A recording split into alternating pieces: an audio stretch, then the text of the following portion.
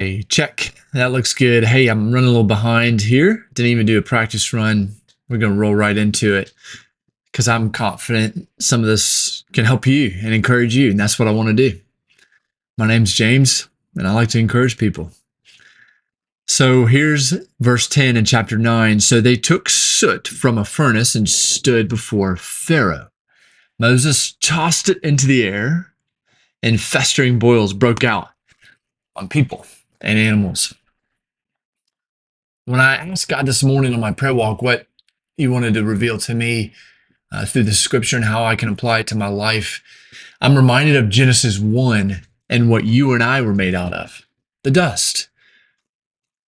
And not just any dust, the beautifully created good dust, by the way. I think too many times, at least for me, I've thought in the past, like, hey, I've kind of been made from dirt. But remember, we're like one of the last things to be made of creation, and everything that was made already was perfect, was good. So this isn't just your everyday gardening dirt or your Georgia red clay. This is some pretty powerful stuff here. But here's what happens when you put soot or dust in the hands of humans. It produces chaos. In God's hand, it produces order, a very good creation, you and me. In human hands, it mismanages creation. In this passage of the plague of the boils, it says that the animals got boils too. So in human hands, it mismanages creation, giving the animals boils. In God's hands, it purposely directs you and me to have dominion and steward creation the way it's supposed to be. In human hands, finally, for me this morning, it produces death. These boils are deadly. In God's hands, however, this dust, this good dirt produces life. That is you and me. So I'm challenged to let God produce in my life order, direction, and life.